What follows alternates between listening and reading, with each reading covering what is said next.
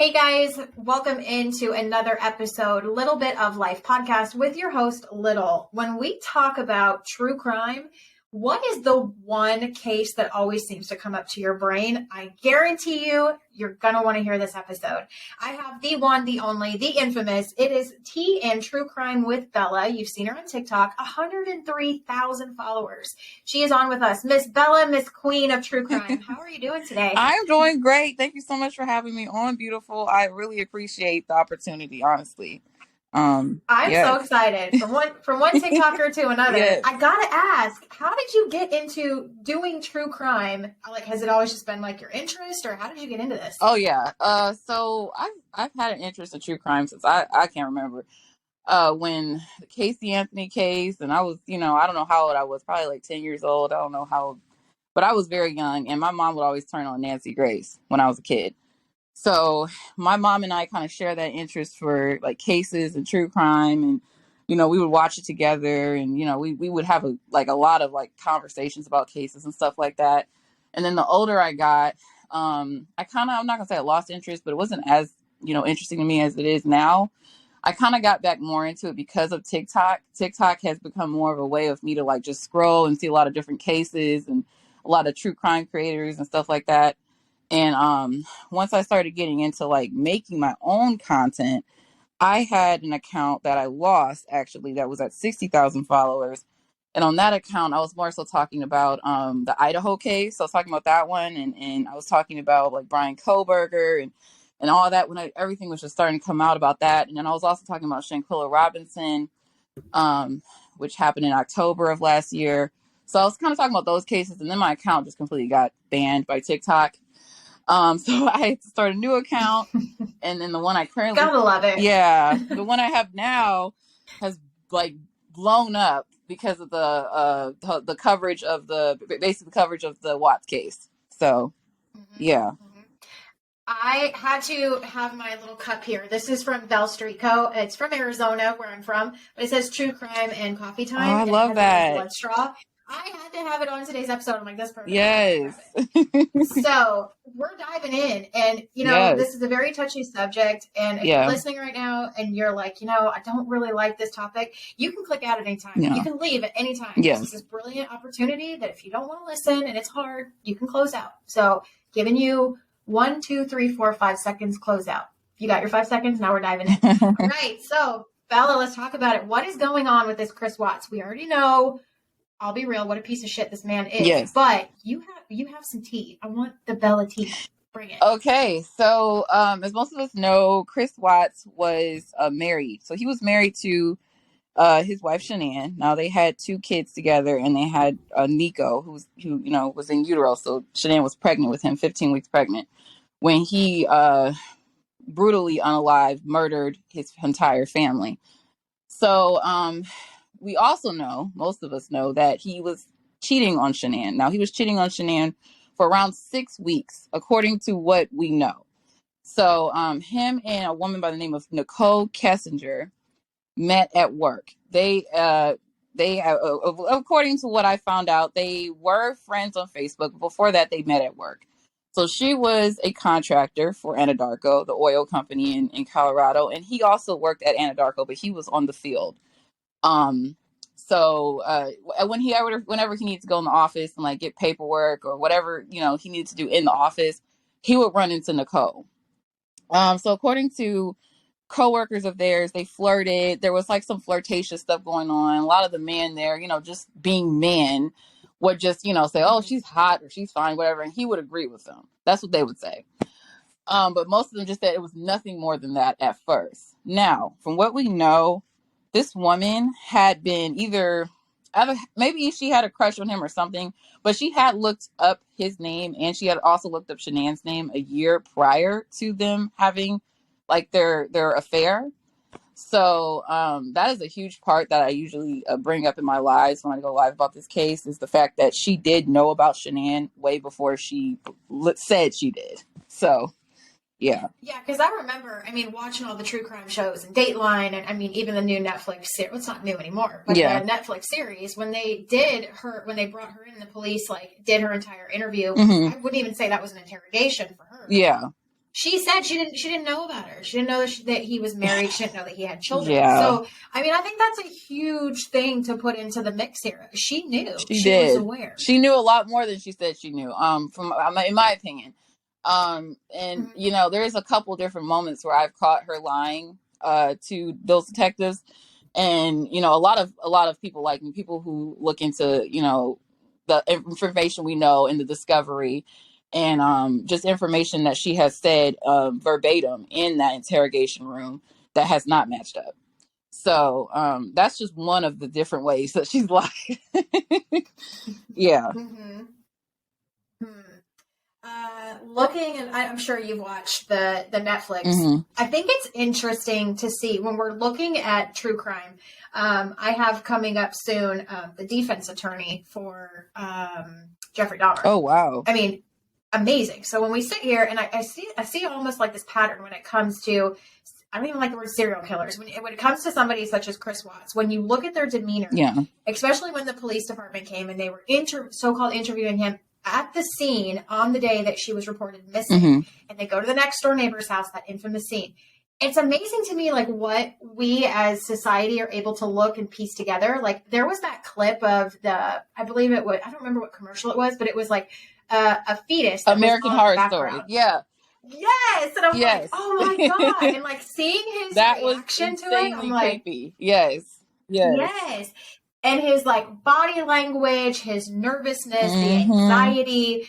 So, I mean, I think it's something too that, I mean, obviously at that point with this specific case, I mean, unfortunately there was nothing that was going to bring Shanann and her daughters back at that time. Right. But I think it's important, like, I think with police, we need to do almost like different forms of reading body language. Like, I know they go through a lot of detectives, but reading body language, like the man was standing on the porch for the news, like asking them to come back. No tear, no emotion, no nothing. Right. I understand everybody grieves differently, but like he said, I just want those kids to come back home. I just want those kids back. Like those kids. I'm like, they're your kids. Those are your kids. Like, come on now. No emotion. Yeah. So talking about Nicole, and you do this a lot on your live, and I love that you are bringing this kind of piece in. For those listening, this is just our opinion. Yes. This is something we're talking about. We have a right to our opinion. It's okay. Calm down. Yes. But let's talk about the voicemail. Okay. For those who have not heard or anything, what's the tea on this? What's going on? Yeah, so that was a voicemail she had actually left Chris one time when they were like, they had a lot of conversations, over the phone. So Chris Watts and according to Chris Watts, when he was in Colorado for like around, I think it was like 5 weeks. So basically Shanann went to North Carolina to visit her family for 6 weeks. She and him agreed that would be okay. And I mainly think that was because he wanted to see Nicole. A lot of people do, honestly. When I looked it up, they were saying that the reason why Shanann was going to North Carolina for that long of a period of time was because truthfully, they could not at that point afford daycare from what I've heard. This is what I heard. And it would give her the opportunity to have family near her. So they would be able to help with the kids. And obviously she would be able to work. She was doing Thrive. And Chris could stay home and he could work while she was there. And he was going to meet her there for the last week of her trip. And they were going to all like hang out and stuff like that with their family. Now, when Shanann was there, Nicole and Chris had basically spent every single day of that whole 5-week period with each other. They were probably living together, you could consider it, at her house, at her apartment. So the only time that he said that he was not there was when he was home taking a shower, eating, or changing his clothes. That was pretty much it. So during that period of time, they exchanged a lot of text messages. She sent him over 4,000 photos of herself, explicit photos of herself, to his phone that he put into a calculator app, which is just an app for cheaters who use just like a PIN code and then looks like a calculator, but it's really like just, a way you could save your information. And also during that time, they had long phone conversations when they weren't around each other. So when they weren't around each other, they would have long phone conversations. So that was really one of the voicemails she had left him one time, which was really creepy because honestly, that voicemail sounds nothing like her normal voice. Her normal voice sounded Really? much deeper, and I was just like, "What? How did you get your voice to sound like that? Like it sounds like something off a horror movie." Wow, that's creepy. That Yeah, just like gave me chills right yeah. now. Hmm. I'm not sure if it was because like they had some type of dynamic going on, but I did know that he mentioned that they had like a lot of like kinks. Like their relationship had like a lot of kinks and like weird fetishes and stuff Hmm. like that. And at the end of the day, you know what I'm saying? I don't know if that was one of them.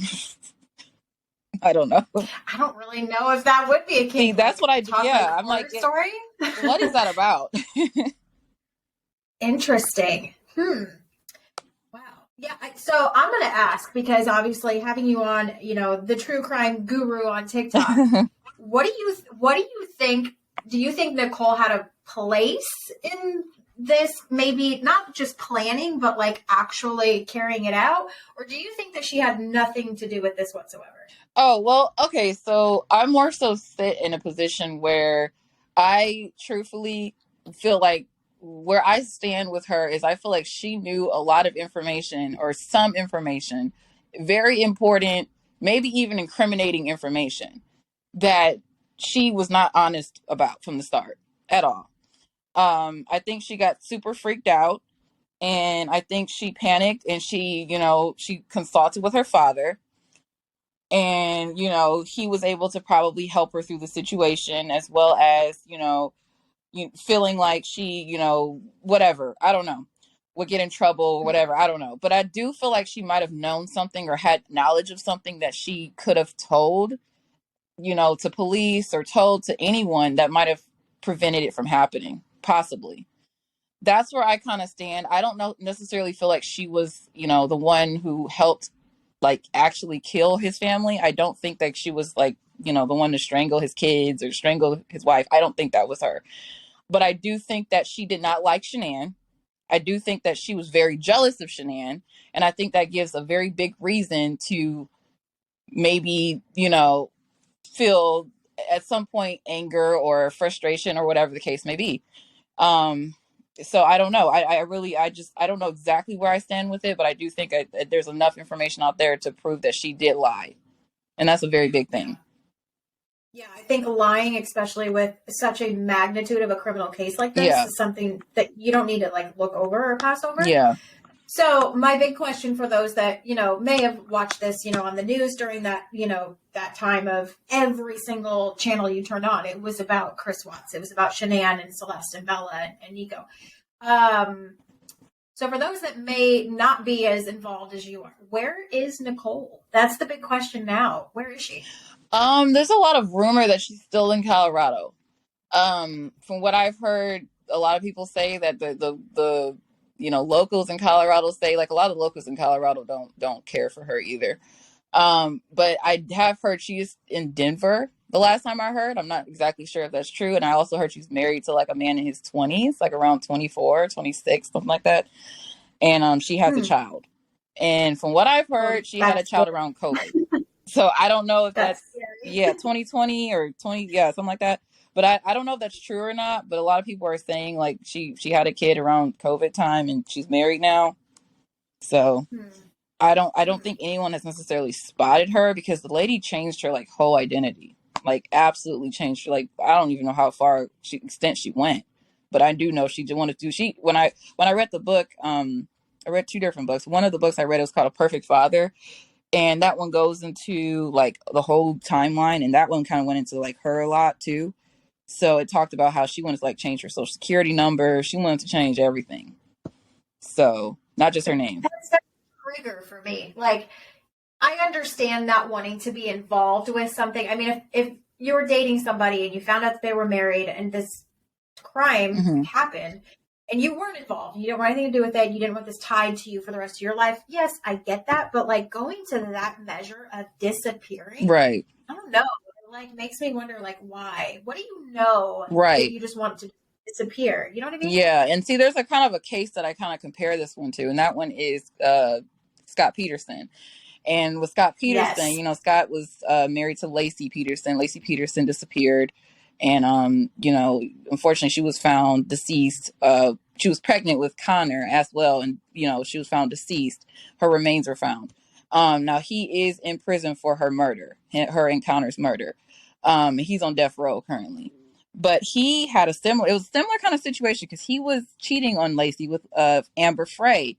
Now, with Amber was the complete opposite of Nicole. So I don't ever go, to the extent of accusing Amber of anything, because Amber was the complete opposite. She came forward. She said, hey, like, I know that guy. Like, that guy, was the guy that said he was single, and, all this other stuff. Like, and she was very honest from the jump, like, very honest. She had her phone tapped to get him to, like, confess on the phone. Like, there was just a lot of things that she just did completely opposite from Nicole. Very honest. Never once did she lie to police, from what I know. She cooperated. She 100% cooperated. Right. Yeah. And she really wanted to find Lacey. She was like, I don't know what. She's like, he never really made it seem like it was anything like that. Like, she was like, I just want to know if that woman is okay. She's like, I did not know it was something like this. And you could tell she was telling the truth. Like, it was a much different thing. And the fact that Nicole looked up how much Amber Frey makes from book sales, I'm just like, come on, woman. Like, yeah. Speaking of books, like, I know we're talking about Chris Watts, but speaking of books in regards to Scott Peterson, have you read the book? It's called Blood Brother. No, I haven't. I'm just starting now to get into that case more. So you said it's called Blood Brother. I need to get into that. Okay. Yeah. All right. I'm peeking over because I have a stack of true crime books, and I have stuff about the Kennedy family. I mean, everything. I mean, wow. when I say I go down the rabbit hole, like, I'm in there. Wow. But yeah, it's called Blood Brother. It's by Anne Bird. It is actually, Scott Peterson had more than just one sister. She was the one that was always in the news at the time. She was advocating. She's still advocating on Facebook. I've actually sent a couple messages back and forth because they're working on another appeal for him. Yep. But this one is written by his sister Anne Bird, and she wasn't really in the media too much. But full on, the book is My Brother is Guilty. Wow. So when your own family member can write a book about you stating that you're guilty, it's this like weird parallel dynamic with their family, because she's sitting over there saying you're guilty, wrote a book about every detail about him and his wife.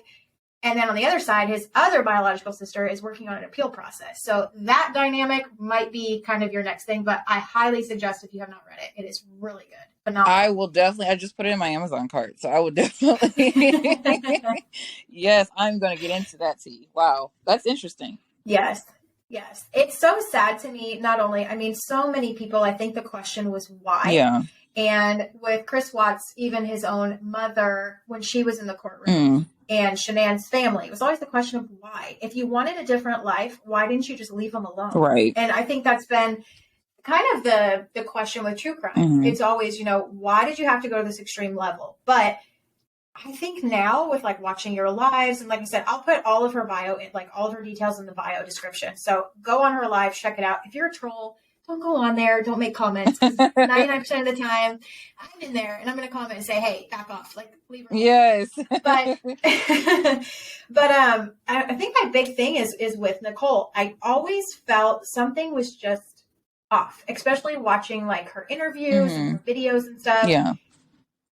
She almost just seemed like irritated. She came off to me as irritated that she had to be there. And it was very much like, oh, I'm really sorry. I don't have much information. I didn't know. Right. Well, you're spending all this time with a man. You're sending provocative pictures to a man, but you don't know anything about this man. Like, it's not like you met on a dating app. Like you said, they worked together. So what? People didn't talk like, hey, he's married. He has children. Right. Something just doesn't add up to me. Exactly. And there's so much like that. It just really is a lot of missing deep holes in her stories too. Like she'll especially with like when you say analyzing the body language, like when you look at like the 3-hour long interrogation like video, like she'll at times say, oh, I don't know, his, he mentioned something about his daughter being allergic to tree nuts or something like that. And then like, but I don't know what really happened. And then she'll go into like so many details of the entire story that a lot of people would not know unless they knew exactly what happened. So yeah. I think Chris did a lot of shit talking about his wife to Nicole. I really do, which is not uncommon for men who cheat. I mean, that's usually what Yeah. happens. You know, they'll shit talk about their wife to their mistress or whatever. So I think that's what was happening, especially towards the end of like the whole story. Like I think towards the end of everything, like he was like really like going like really hard on Shanann about like all this other, like divorcing and all this other stuff. And what Nicole makes it into is like, oh, he was so adamant about getting the divorce. He told me the divorce was just about to finalize and all this other. But if she was looking up Shanann's name on Facebook every single other day, as much as she was, she would have found pictures of Shanann posted of Chris, pictures Shanann posted how much she loved her husband, pictures of all these like different things. Like they just so many details. Like Shanann posted her life on Facebook. You know, that was her Yeah. diary. So at the end of the day, you know, it really, I feel like that's what really just struck me like about this, like something is not right, you know? Yeah. Yeah. And this episode really is to talk about Nicole and Chris. This is not to degrade or do anything in regards to Shanann. No. I mean, watching what the family has gone through and continues to go through. Yeah. Is heart-wrenching to me, but it's also something where, I mean, I saw so much negative comments and feedback during the trial, and even now after, it's still happening, of people commenting on her Facebook and about her, of she was controlling, she was this, she was that. That does not give someone the right as their spouse and as their partner to cheat. So exactly. when we're looking at the scheme of things, like in all actuality, like I'm probably the most controlling OCD bitch in the world, and I will fully take that. But does that give the right of my partner to go and cheat? I don't have control of that. Right. But when it comes to actually not only like shit talking your partner and having a mistress, but then going to the extreme level that he did to wipe out his family, that is just insane to me. So seeing, I'm going to bring this up for listeners, and I'm not sure if you've seen it. It's on YouTube. And for those that are listening, she has a YouTube. Go subscribe. Head on over there. I'm going to put the link in the bio. Have you seen, he is like, I don't even want to call it a spirit box, but it's like a tool, a device. And he's actually talking with those that have passed on the other side. Yes. Have you seen that video on YouTube? I believe so. So he has a couple episodes that came up. It's Shanann comes through, both of the girls come through. And it's interesting because her mom went on Dr. Phil and they were talking. And she said the day after she passed, she had this like feeling and this presence that Shanann was there. And like, she told her it was okay. And that like Bella and Cece came to her and told her like little things that they would call like their grandmas. She's like, I just felt this presence that they were there. Do you believe in that stuff? Like with true crime involved? I do. I am spiritual. I believe in spiritual stuff. I really do. When I saw that, honestly, when I saw that whole Dr. Phil interview, and that one gave me chills, because when she said that, it was like, wow. Cause she was like, I had to, you know, like, I was just like, I had to pull myself out of bed. Like, I can't imagine the grief. My mother actually did lose my sister. So, I mean, I can understand like a grieving mom a little bit because of that. Cause my mom was grieving my sister before I was born. So, to see like a mom grieve their child, there's no pain like that. Or a parent grieve their child, any parent grieve their child. There's no pain like that from what I've heard. So I can't imagine what she was going through, not only grieving her daughter, but her granddaughters, you know, and her grandson. Like, there's just so much. And then she was just looking at Chris and she was like, man, that's supposed to be my son. Like, this is crazy. But yeah, that part where she was like, I could feel her when, you know, when she passed on. Like, I was like, wow, that's crazy, because I did see that spirit box, and it was strong. That one was really strong. You know, sometimes it's not, and sometimes it is. That one was really strong, and I hope her mom heard it, because it was just like, it was heart wrenching to just, I don't know, see a mom experience that as a mom. Because she came through in that spirit box, and they bring up about Nicole, and they bring up about Chris, which I thought was really interesting, because the person who's interviewing and asking the spirits these questions, he didn't ask questions about Nicole. He didn't ask questions about Chris. The spirit voice that came through was bringing that up, and it was very dominating in regards to how it was coming across. So, I mean, even thinking about it, I mean, I freak myself out. I mean, my partner travels sometimes for work. I get into true crime on Netflix and listen to stuff, and then I swear I think I have spirits walking around my house half the time because it freaks me out. Yeah. But I think it's amazing, because I think there's so much of that tie when it comes to true crime. And then we always wonder, like, are they watching? Are they listening? You know, are they at peace? Are they at rest? I see that a lot on your live. So many people are like, this happened, you know, the case is closed. Let them be at peace. Let them rest. So I think my main question, being that you do this and you're on, you know, TikTok and you're the guru, what drives you to kind of, do you see this as, oh, well, it's closed and done? Or do you see this as something that there's just so many other avenues that people need to be aware of? Yeah, I mainly see it as an educational thing. Like, I'm like, when it comes to true crime, I feel like there's some people who really don't know certain aspects of certain cases. And when it comes to this case, a lot of people don't know about these details. And it takes a lot of research to learn about some of them.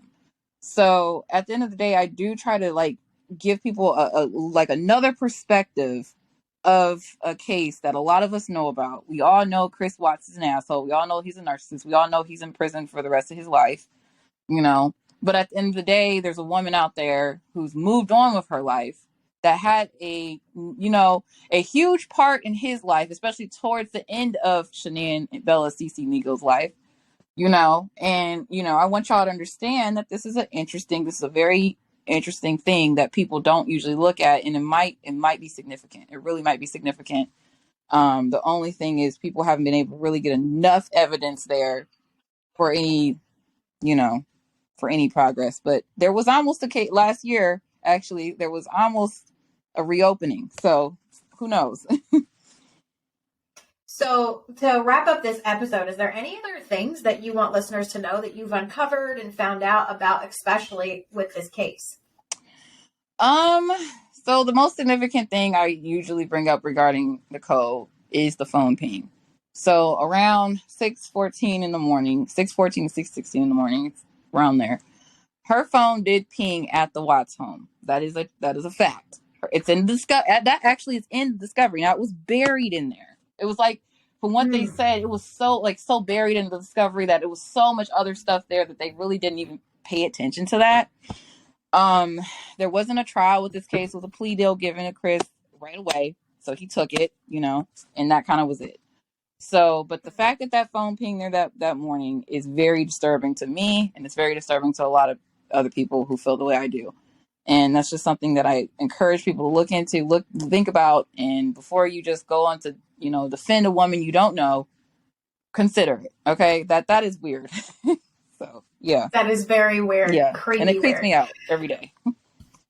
Yeah. Well, I appreciate you coming on and talking about this case. Yes, I'm excited. I really want you to check out that new book. It's not new, it's older, but Blood Brother. And yeah, we'll have to have you come on again. We'll have that would be great. Spill the tea on another true crime story. But all right. I really appreciate you coming on. I'll put all your information in the bio. Go check her out. Go subscribe on YouTube. Follow if you have TikTok, for fingers crossed, as long as that app will be alive and still going. Right. And yeah, we'll have to have you back on and talk about another true crime case. That will be great. So many that are out there, yes, that we can dive into. So thank you guys, and make sure that you guys listen, follow along. I'm going to do a poll. I really want to know on this episode. Let's interact together. Let me know what you think. Do you think Nicole had something to do with it, or do you think she's free and clear? Make sure you interact today. And guys, thank you so much for listening. And what do you think? I definitely want to hear your thoughts. All right.